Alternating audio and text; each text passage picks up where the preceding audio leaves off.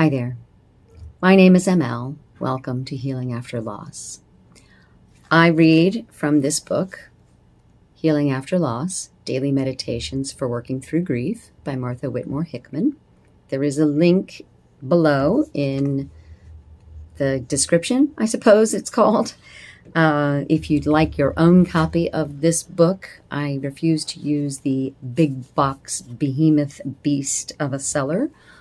So that link will take you to a smaller book sale place. I read a daily meditation once a week in case you are grieving anything. This started when I lost my cat and I realized I was grieving hard. So, the meditation for today, Wednesday, 16 July 2025, is: if we can choose where to cry, at home or with a few people who will be fully understanding, perhaps we will feel easier. But if we can't, if we are in church and a hymn catches us off guard, or at a football game and we remember being there with a son or daughter now gone, well, the earth is our home, and we can cry where we want. Martha Whitmore Hickman.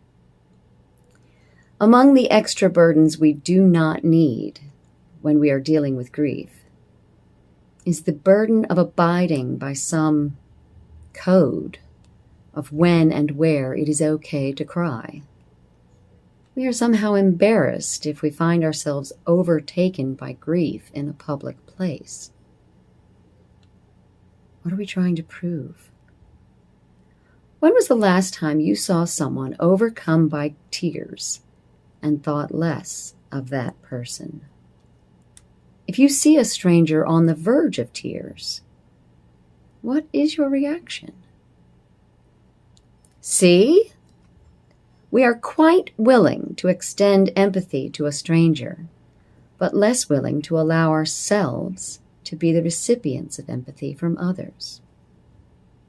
Well then, we are in this world together, and our hearts move toward the one who is sad. Can we not extend the same courtesy to ourselves? I will freely give myself permission to cry, even in public.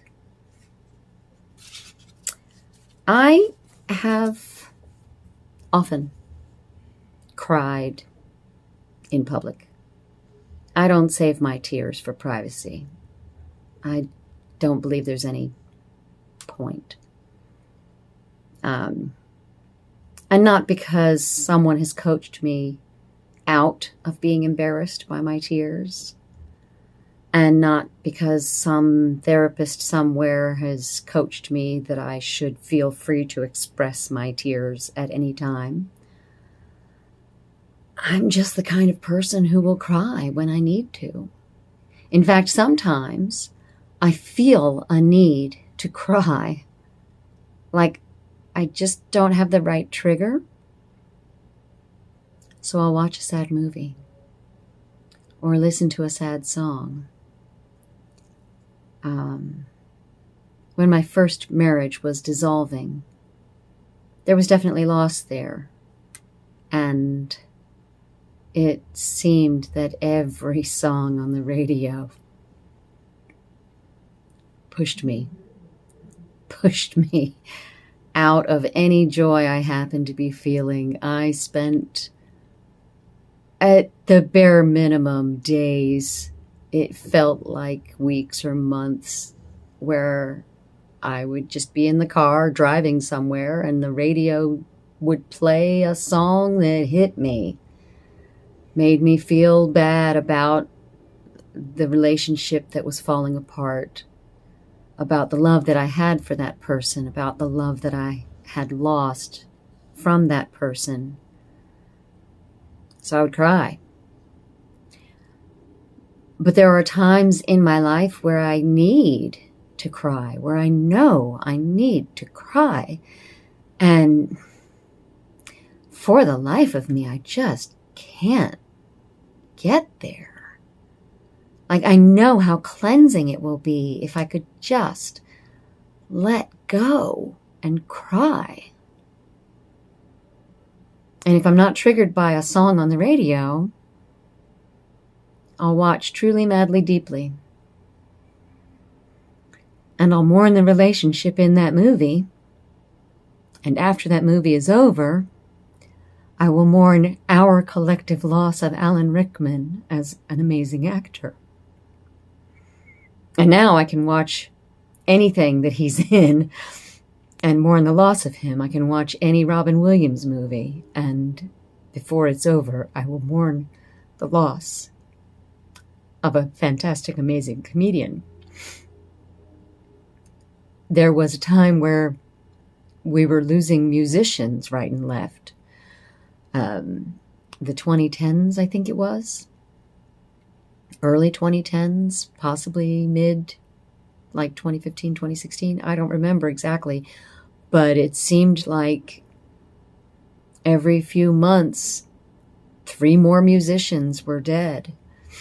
And they, for the most part, were musicians that had had a very big effect on me in my high school and college years.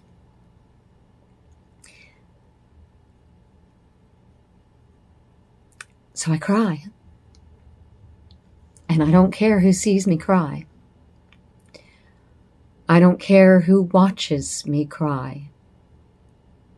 And if people get uncomfortable because I cry, it's not my problem. It's theirs.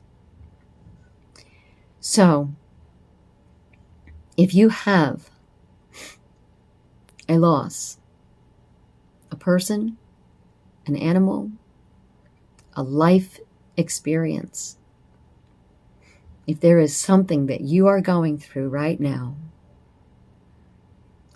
that makes you want to cry,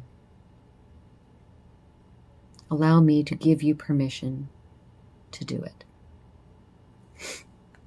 I'll finish with the mantra for the day again.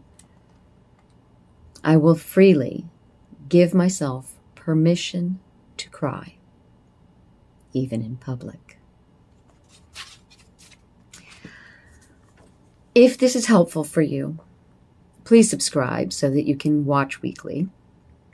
If you know someone who this would help, please share these videos so that they can watch weekly. If you have anything that I've brought up in you that begs commentary, begs conversation, I would love to converse with you by way of this format. So please comment on any of the specific videos that have spoken to you. And this is now actually available on YouTube Music as a podcast. So if you're listening to this and not watching, please do whatever it is you do with podcasts to subscribe, like, share, comment if there's a place to comment on a podcast. I don't even know. But I appreciate you being here. And it's not that I'm eager to get to next week, but I look forward to coming back next week and talking to you again. So, in the coming week, take care of yourself and go with grace. Thanks for being here.